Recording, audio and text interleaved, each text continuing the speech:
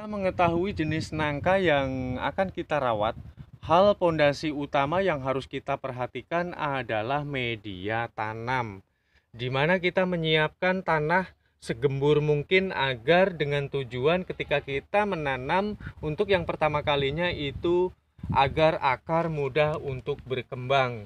Itu catatan yang paling sangat-sangat penting di dalam tingkat kesuksesan ya.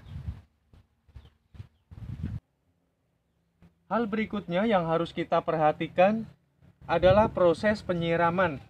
Dengan kelembapan yang cukup, dia kelembapan pokoknya yang penting tanahnya lembab. Kalau nangka itu mau tetap selalu berbuah dan hasilnya besar, itu tanahnya harus lembab dalam setiap hari. Nggak boleh kering, nggak boleh cuek, itu untuk berikutnya.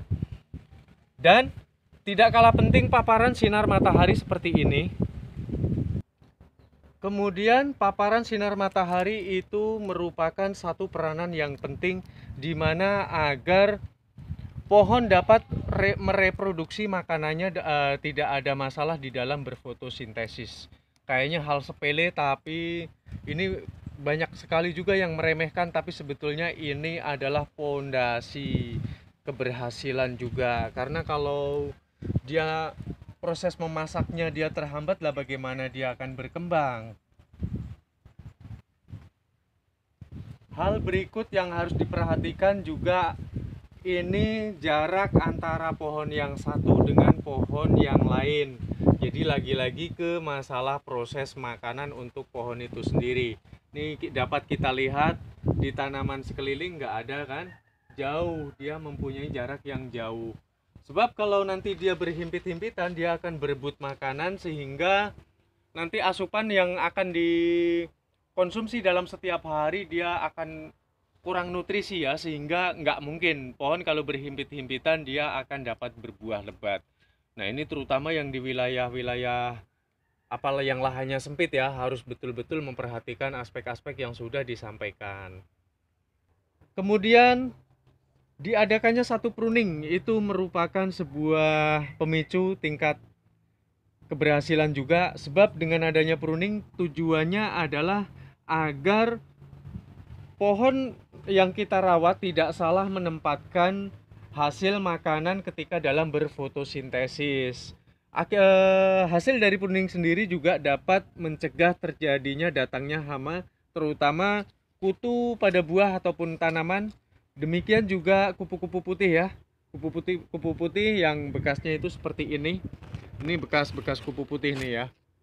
Ini batang-batangnya nih ada putih-putihnya, ini dapat dilihat. Ini kalau dimana kita melihat di situ ada kupu-kupu, segera kita basmi dengan menggunakan air tembakau yang dicampur dengan daun sirsak, itu dapat menjadi pestisida nabati ya.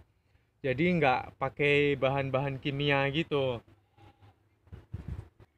Dari pruning maupun dari yang sudah aku sampaikan, artinya semuanya yang menyangkut dengan makanan batang pohon nangka ini sendiri.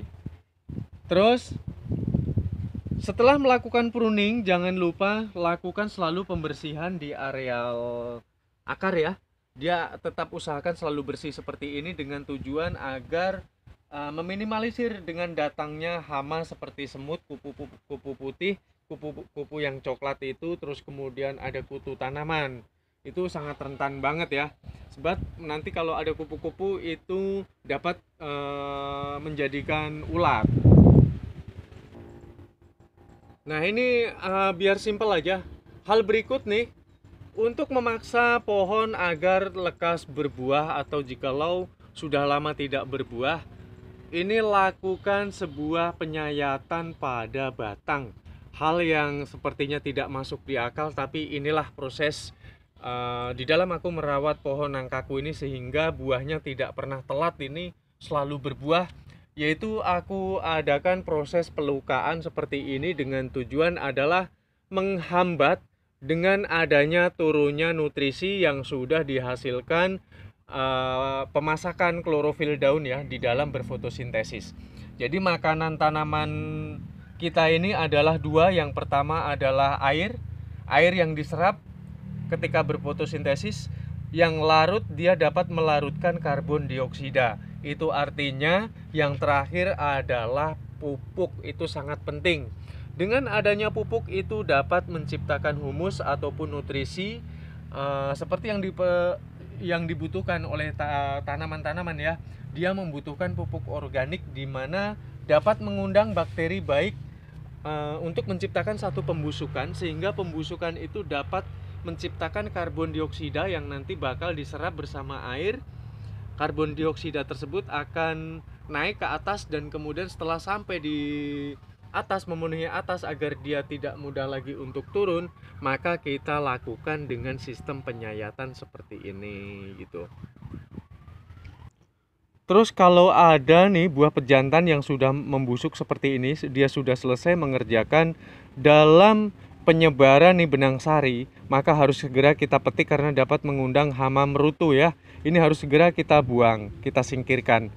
Terus kemudian ini jikalau sudah kita upayakan masih tetap diserang oleh ulat seperti ini, karena aku sudah riset berkali-kali,